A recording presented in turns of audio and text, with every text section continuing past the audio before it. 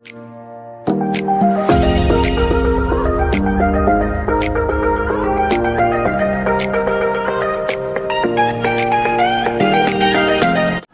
pembelajaran berbasis pilihan, memberikan kesempatan kepada siswa untuk memilih jenis latihan atau olahraga yang mereka sukai sehingga mereka lebih termotivasi.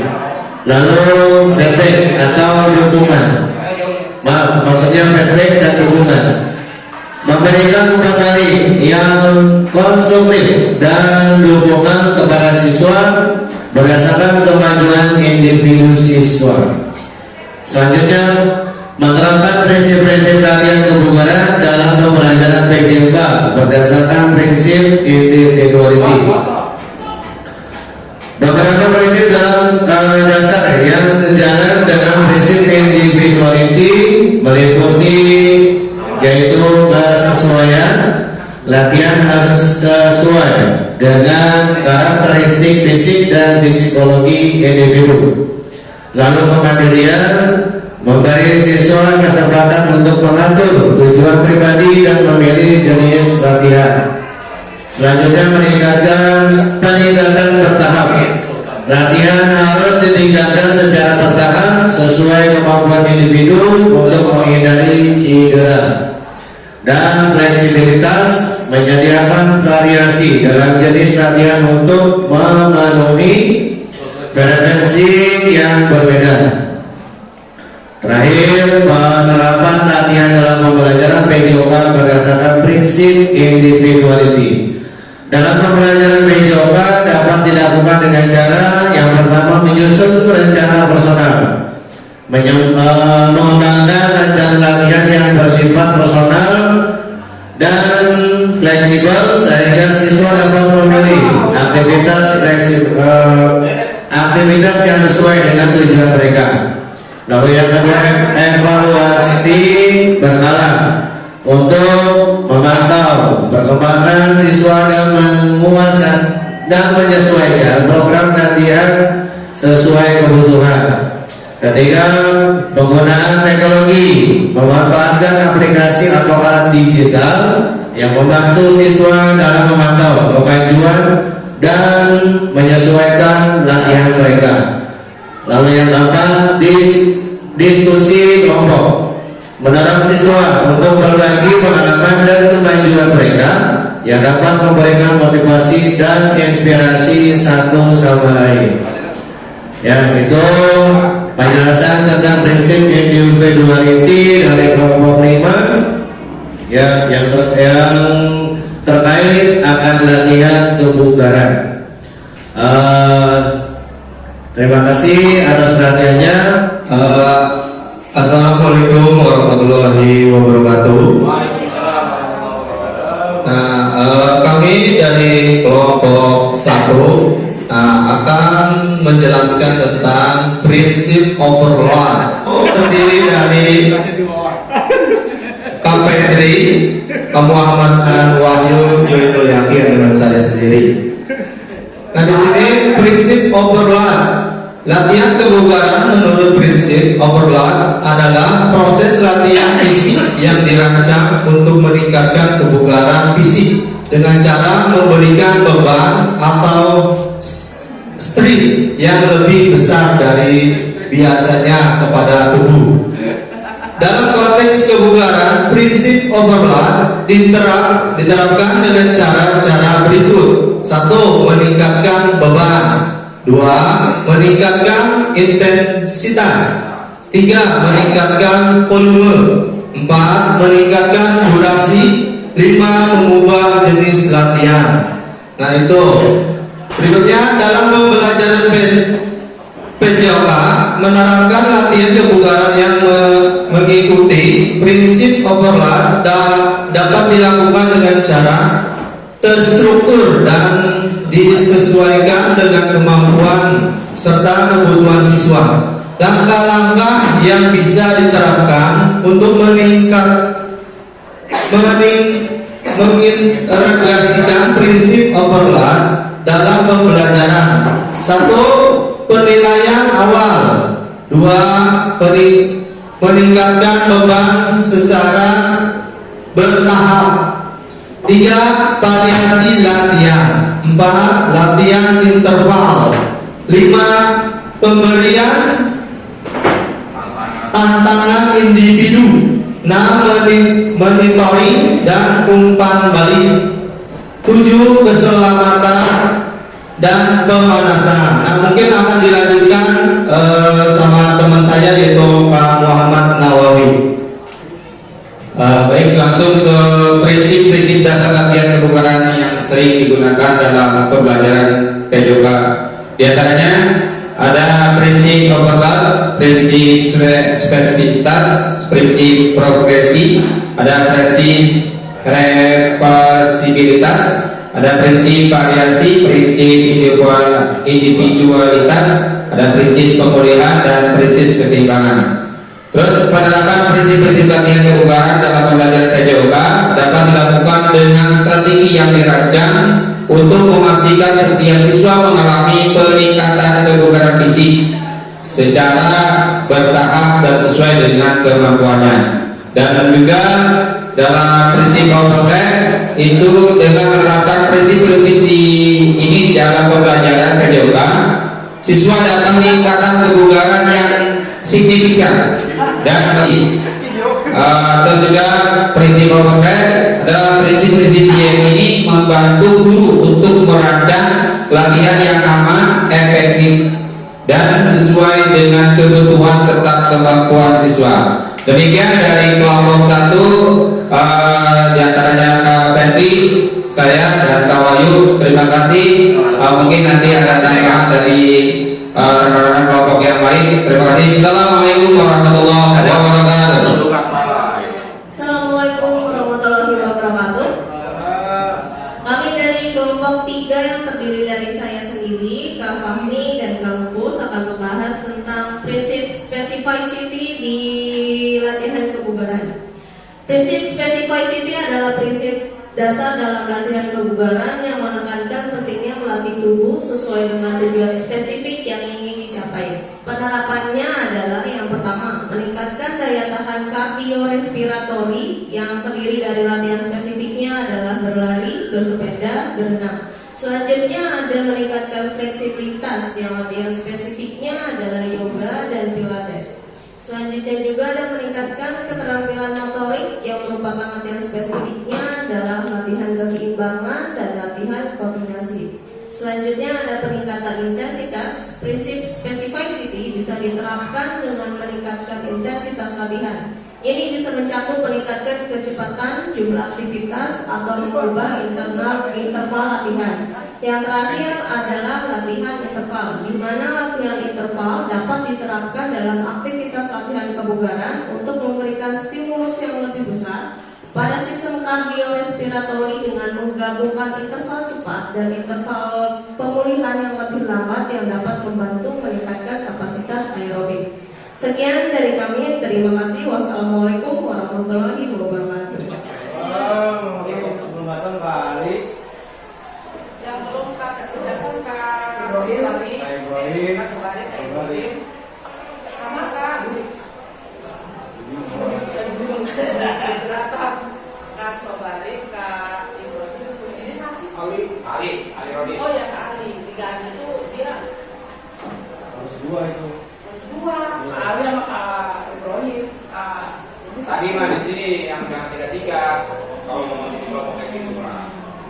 Kalau ayo bikin lagi. Sehingga perlu meningkatkan daya tahan atau stamina. Sedangkan yang kedua adalah tujuan latihan yang akan dibuat. Nah, di poin ini setelah mengidentifikasi masalah, tahap berikutnya adalah menetapkan tujuan spesifik dari latihan tersebut. Contohnya meningkatkan stamina untuk dapat berlari selama 30 menit tanpa berhenti. Itu untuk di tahap latihan yang akan dibuat. Sedangkan yang ketiga, perencanaan latihan yang akan dibuat.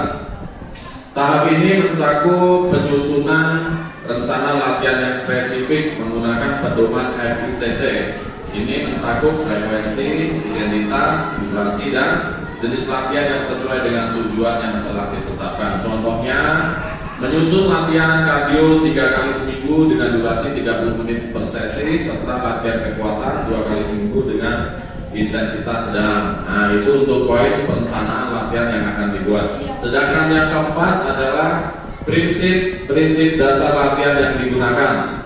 Tahap terakhir ini melibatkan penerapan prinsip-prinsip dasar latihan kebugaran seperti overload, progress, dan spesifitas untuk memastikan latihan berjalan dan efektif dan aman. Contohnya meningkatkan intensitas latihan serta bertahap agar tubuh beradaptasi dengan baik serta memilih jenis latihan yang sesuai dengan tujuan utama. Itulah 4 poin dari pedoman FITT. Mungkin cukup sekian yang bisa kami sampaikan. Kurang lebihnya mohon maaf. Assalamualaikum warahmatullahi wabarakatuh. Selanjutnya mungkin dari kelompok yang lain untuk memberikan tanggapan apa yang telah kita sampaikan tadi. Bismillahirrahmanirrahim. Assalamualaikum warahmatullahi wabarakatuh. Waalaikumsalam warahmatullahi wabarakatuh. Terima kasih kelompok 1 telah memaparkan hasil kerja kelompoknya. Saya hanya ingin memberikan tanggapan karena memang kalau menurut saya pribadi, menurut pandangan pribadi, ada salah satu diksi yang kurang pas digunakan untuk memberikan penjelasan, yaitu baik pada identifikasi masalah dan tujuan latihan yang akan dibuat. Jadi seru ya serang. Tujuan latihan yang akan dibuat di poin 2 itu setelah mengidentifikasi masalah, tahapan berikutnya adalah menetapkan tujuan spesifik dari latihan tersebut. Contohnya, meningkatkan stamina untuk dapat berlari selama 30 menit tanpa berhenti. Nah, kata meningkatkan stamina untuk dapat berlari artinya di sini belum ada usaha spesifik yang dilakukan untuk meningkatkan stamina. Bagaimana dia bisa melakukan berlari selama 30 menit tanpa adanya persiapan stamina yang lebih kompleks. Artinya ini harus dijelaskan dulu atau dijelaskan terlebih dahulu untuk meningkatkan stamina itu tahapannya apa saja gitu. Jadi dia bisa berlari 30 menit ya dengan stamina yang dipersiapkan. Nah, untuk mempersiapkan stamina ini apa saja? Terima kasih, itu aja mohon penjelasannya. Baik, terima kasih ya atas masukannya dari Kak Ibrahim. Sebenarnya ada tahapan perencanaan di situ, mulai dari tahapannya. Berhubung kita menulis sangat panjang tahapan-tahapan itu, akhirnya kita sepakatlah gimana Kak Nawawi ambil poinnya ini aja. Ini poin tahapannya nggak usah ditulis karena terlalu banyak. Mengingat tidak cukup ya kertasnya, jadi kita ambil poin-poinnya saja seperti pengertian dan contohnya saja. Ya mungkin itu yang ada, iya, cuma kan tadi karena terlalu panjang banget tulisannya, nggak usah ditulis katanya. Siap, ya, terima kasih. Sebelum kita presentasikan minimal kita, saya akan memperkenalkan dulu dari anggota kelompok kita. Ada Kak Wahyudin, ada Kak Supriyono, ada saya sendiri Satrio, dan satu lagi Kak Ibrahim. Nah, kelompok 5 merancang program latihan menggunakan pedoman VITT. Ya, itu. Jadi di sini dibagi menjadi 3 ya, komponen dan tujuan pedoman VITT. Komponen frekuensi F, seberapa sering latihan dilakukan? Misal 3-5 kali per minggu. Intensitas I, seberapa keras latihan tersebut? Misal menggunakan detak jantung RPE, detak jantung RPE, RVI, tipe T, jenis latihan yang dilakukan kardio, kekuatan, fleksibilitas, dan lain-lain. Durasi D, Lamanya setiap latihan misal 20 sampai 60 menit. Tujuan menciptakan program latihan yang terstruktur dan berfokus, meningkatkan efektivitas latihan dengan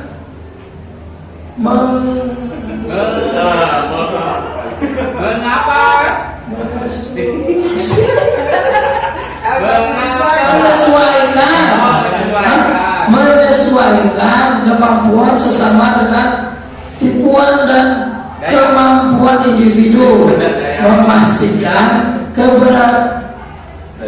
keberadaban dalam latihan untuk mencegah kebosanan dan cedera, mengoptimalisasikan hasil yang diinginkan melalui pengarahan yang tepat. Nah, yang kedua, mengapa pendekatan program latihan harus menggunakan pedoman VVTI? Nah, untuk penjelasan yang ini akan disampaikan oleh Kak Ibrahim. Terima kasih Satrio.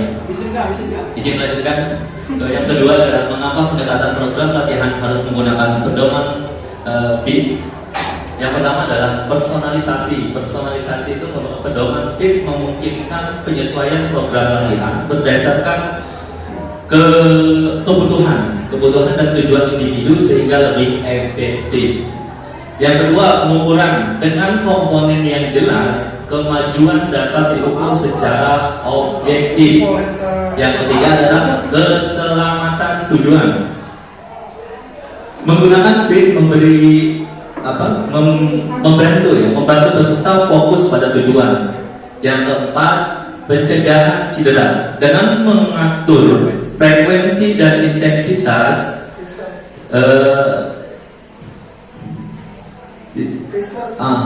resiko cedera dapat diminimalisir. Yang terakhir adalah variasi dan keterlibatan. Untuk menilai seberapa keras peserta didik merasa bekerja selama latihan dan menyesuaikan intensitas sesuai kebutuhan. Skala ini biasanya berkisar dari 0 sampai 10. Dengan angka yang lebih tinggi menunjukkan intensitas yang tinggi. Berarti angkanya tinggi itu intensitasnya tinggi ya. Kalau 0 itu kurang.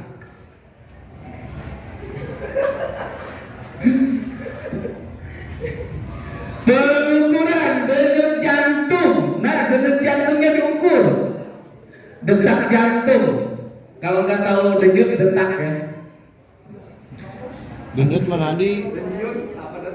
Pengukuran denyut jantung dilakukan dengan cara menghitung jumlah denyut nadi.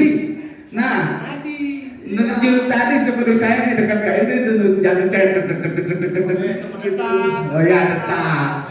Denyut nadi itu kencang. Denyut nadi, detak jantung. Oh gitu. Namun di kata kepala. Denyut mah bawah. Satu, menekan bagian pergelangan tangan. Jadi pergelangan tangan itu ditekan yang lama, jangan lama-lama, 1 menit. 2, menekan bagian leher, relatis ya di sini ya, sini nih, bagian ini kalau nggak salah. C, waktu latihan, time durasi mengacu pada beberapa lama setiap sesi latihan berlangsung. Hal ini mengacu pada jumlah waktu yang dihabiskan untuk melakukan latihan fisik dalam satu sesi. Durasi latihan dapat bervariasi tergantung pada tujuan latihan, kemampuan individu dan jenis latihan. Di sini ada jenis latihan tipe. Jenis latihan menunjukkan pada aktivitas fisik yang dilakukan dalam program latihan. Jenis latihan mengacu pada mode atau jenis aktivitas apa yang dipilih seseorang untuk dilakukan. Setiap komponen yang berhubungan dengan kesehatan. Oke.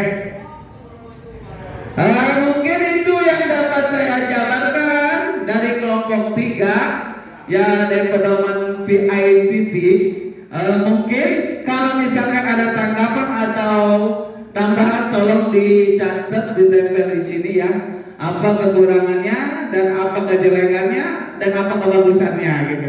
Kurang lebihnya mungkin dari saya. Assalamualaikum warahmatullahi wabarakatuh.